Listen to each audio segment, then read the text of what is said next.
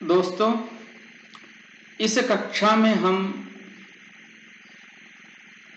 अद्यतनीकरण विषय पर 7वीं बिंदु नई पुरानी पाठ्य सामग्रियों का विश्लेषण उसके बारे में देखेंगे। देखिए दोस्तों, दुनिया परिवर्तनशील है, क्षण क्षण परिवर्तन होता रहता है। आज की दुनिया कल की दुनिया नहीं है। पाठ्य सामग्रियों की अवस्था भी ऐसी ही है, अर्थात पहले कोई ऐसी पाठ्य सामग्री नहीं थी। गुरु जो निश्चित करता था वही पाठ्य सामग्री थी। गुरु जो सिखाता था, छात्र वो सीखता था। गुरु ही सब कुछ था। धीरे धीरे समय बदलने लगा।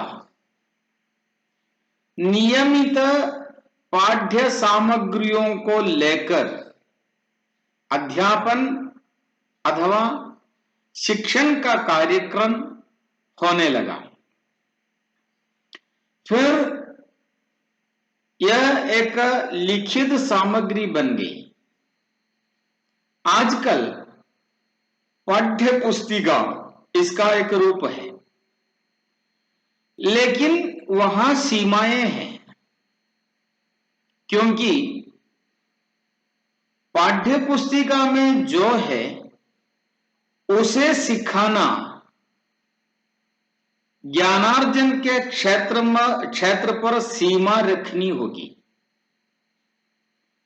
अतः समय बदल बदल कर आज यहां तक पहुंच चुके हैं कि छात्र को अपने दैनिक जीवन से संबंधित वस्तुओं को लेकर या विषय को लेकर प्रक्रिया के द्वारा प्रक्रियाधिष्ठित शिक्षण, प्रक्रिया द्वारा सीखने की प्रक्रिया होने लगी, जिसमें छात्र अपने अनुभवों से सीखता है। भाषा शिक्षण के क्षेत्र में यह अत्यंत उपयोगी भी है। यह पहले बताया जा चुका है कि पाठ्य पुस्तक का उपयोग पाठ्य सामग्रियों को एक पुस्तक के रूप में छात्र के हाथों में दे देना वास्तव में ज्ञान को सीमित रखना है। लेकिन पाठ्य पुस्तिका द्वारा सिखा देने की प्रक्रिया लंबे समय तक होता आ रहा था। इस प्रवृत्ति का परिवर्तन आजकल होने लगा है। इस व्यवस्था का पाठ्य पुस्तिका को लेकर सीखने की प्रक्रिया, इस व्यवस्था का यह दुष्परिणाम बन गया है कि छात्र को ऐसा लगने लगा है कि शिक्षक का अनुसरण करना उसका कर्तव्य है। वास्तव में ऐसा होना नहीं चाहिए था। ज्ञानार्जन के लिए छात्र इच्छुक होना चाहिए था। वहां पुस्तक के ऊपर या पुस्तक के बाहर ज्ञान को ढूंढने की प्रक्रिया होनी चाहिए। यह अवितर्क है कि शिक्षण द्वारा पाठ्यचर्या उद्देश्यों का सफलतापूर्वक पूर्तिकरण होना चाहिए। पाठ्यचर्या में जो उद्देश्य है वो उद्देश्य छात्रों तक पहुंचना चाहिए। यह महान तत्व केवल तब संभव होता है जब छात्र स्वाध्याय के लिए प्रेरित होता है। यहां स्वाध्याय अनिवार्य वस्तु है, अनिवार्य विषय है। स्वाध्याय और अनुभवों से ही छात्र में मानसिक, शारीरिक, बौद्धिक परिवर्तन आ जाते हैं। अतः पाठ्य सामग्री को शिक्षक केंद्रित न होकर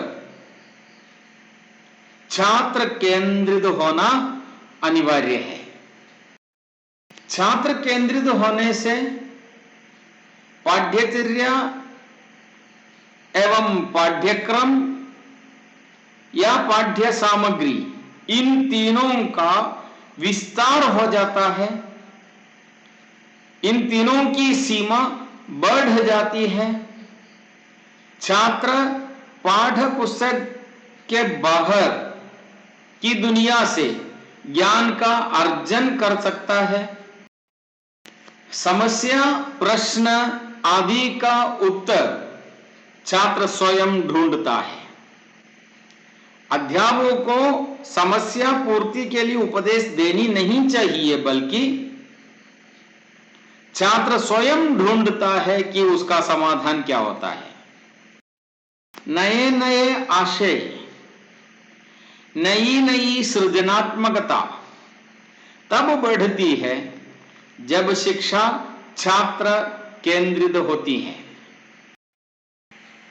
क्या सीखना है, कैसे सीखना है आदि का निर्धारण करने में छात्र की रुचि की ही प्रधानता होनी चाहिए। अधिगम की जानकारी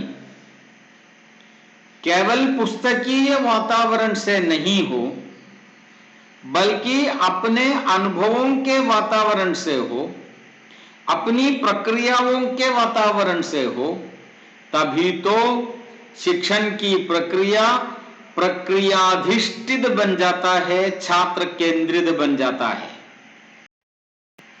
जिसे हम क्रियात्मक विधि अथवा एक्टिविटी बेस्ड मेथड कह सकते हैं। हां, आजकल लिखित पाठ्य सामग्रियों की आवश्यकता ही नहीं बनती। ई लर्निंग की जमाना है। छात्र को जो पाठ्य पुस्तिका चाहिए वही पाठ्य पुस्तिका इंटरनेट द्वारा वो हासिल कर सकता है। जब वो चाहता है उसी समय कंप्यूटर के स्क्रीन पर पाठ्य पुस्तिका का पन्ना दृष्टिगत होता है। इतना ही नहीं, आजकल अनेक वेब है जिसके द्वारा एक ही विषय के बारे में अनेक प्रकार की जानकारियां प्राप्त करना संभव होता है। इस समय अध्यापक को अद्यतनीकृत करना अनिवार्य है। ध्यान देने की बात है वो। हां, विस्तृत अर्थ में कोई भी विषय उस विषय में सीमित नहीं है, बल्कि हर विषय को दूसरे विषय से संबंध है। भाषा को गणित से संबंध है, गणित को फिजिक्स से संबंध है, फिजिक्स को बायोलॉजी से संबंध है। कोई भी विषय एकदम कैप्सूल नहीं है। तो छात्र के अंदर विषय को सीमित रखना अध्यापक का कर्तव्य नहीं है, बल्कि विषय को बाकी विषयों से जोड़कर उसकी ओर भी ले जाना, विस्तृत जानकारी प्राप्त करने के लिए छात्र को तत्पर बनाना और छात्र को युक्ति संगत बनाना अध्यापक का काम है।